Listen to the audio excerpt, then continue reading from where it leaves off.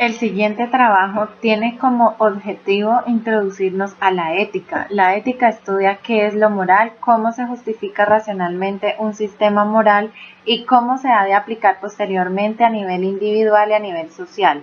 En la vida cotidiana constituye una reflexión sobre el hecho moral, busca las razones que justifican la adopción de un sistema moral u otro.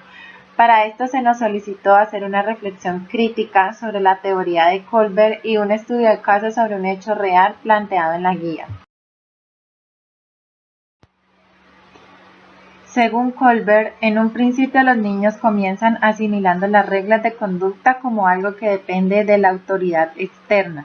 La acción está motivada para evitar el castigo y la conciencia, señala Colbert. Es un miedo irracional a esto.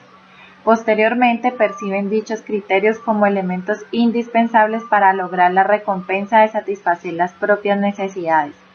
En un tercer estadio, las consideran como un medio para alcanzar la aprobación social y, por tanto, la estima de los demás. Después, las reglas se convierten en soportes de determinados órdenes ideales y finalmente se transforman en elementos articuladores de principios sociales que se manifiestan como imprescindibles para poder convivir con los demás. Los estadios cognitivos son interacciones jerárquicas. Forman un orden de estructuras que se diferencian e integran para formar una función común. Un ejemplo significativo es el clásico dilema de Haynes, usado por Colbert para identificar el estadio moral de un sujeto. Este dilema plantea la posibilidad del robo de un fármaco por parte de un hombre como medio para salvar la vida de su mujer moribunda a causa de un cáncer, pues no cuenta con los medios económicos necesarios para comprarlo, y el inventor del remedio lo está vendiendo 10 veces más caro de lo que le costó a él su elaboración. Como el marido de la mujer enferma no tiene el dinero para comprarlo y el vendedor se niega a bajar el precio o a aplazar su pago, se presenta el dilema de qué se debe hacer en ese caso. Para Colbert, la respuesta, el razonamiento de lo que se debe llevar a cabo define la estructura del juicio moral de cada individuo. La teoría que Colbert propone es que en la medida en que los niños van madurando, sus pensamientos morales se vuelven más interiorizados. Estudio de caso. En diciembre de 2010, M, una menor de 12 años, hija de una familia desplazada de Buenaventura, quien 2 meses atrás fue raptada por hombres armados. La última semana antes de dejarla a unos kilómetros de donde vivía, fue víctima de abusos y quedó en embarazo.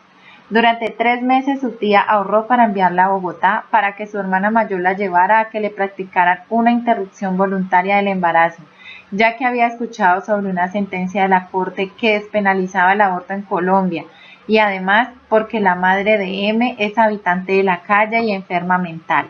Autoridades del Distrito de Salud la remitieron a un hospital público. Allí fue visitada por un grupo de trabajadores sociales que le mostraron videos gráficos de abortos con la intención fallida de disuadirla. 2 semanas después de estar hospitalizada, le dijeron a la hermana mayor que los doctores del hospital rechazaban realizar el procedimiento por razones de conciencia.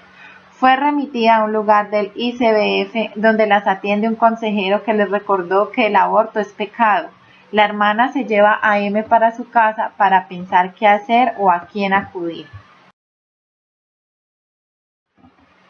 ¿Qué deben hacer M y su hermana mayor teniendo en cuenta que ha finalizado su primer trimestre de embarazo?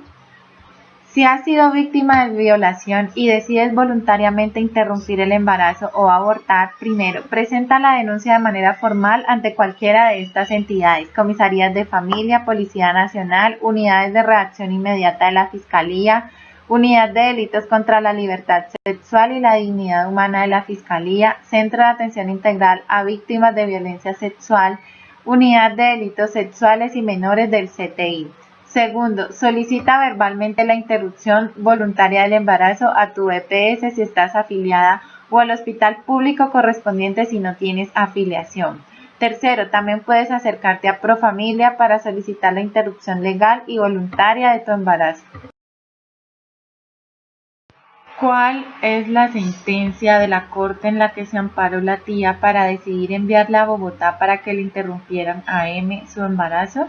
La tía se amparó en la sentencia C-355.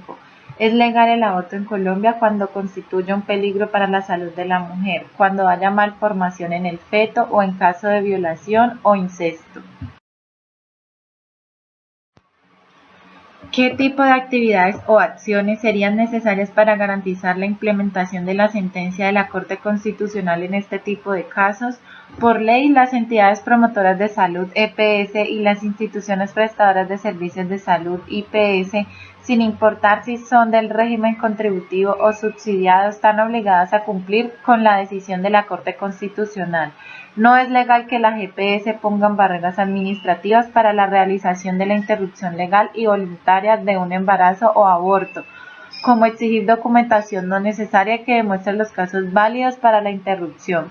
Asimismo, las EPS tampoco deben extender o demorar el proceso, ya que es un factor que puede poner en peligro tu vida o tu salud. El hecho de solicitar, por ejemplo, la autorización de tus padres para practicar la interrupción o aborto constituye una violación de tu derecho a la privacidad y a la autonomía. Es importante que entiendas que bajo la normatividad colombiana, el aborto o interrupción legal y voluntaria del embarazo es un derecho siempre y cuando se cumpla con alguna de las tres circunstancias en que lo permite la ley. Por lo tanto, puedes exigirla a tu EPS o IPS.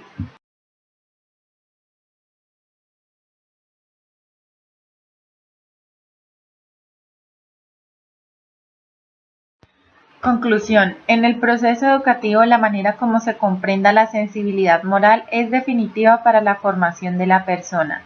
Si se parte de una concepción racionalista, se corre el peligro de tergiversar el sentido de los valores, pero tampoco puede reducirse todo el peso del juicio moral a meros sentimientos. Tanto el racionalismo como el emotivismo son concepciones recortadas de la ética y la moral. La solución la ofreció ya hace mucho Aristóteles. La virtud moral, en efecto, se relaciona con los placeres y dolores, pues hacemos lo malo a causa del placer y nos apartamos del bien a causa del dolor.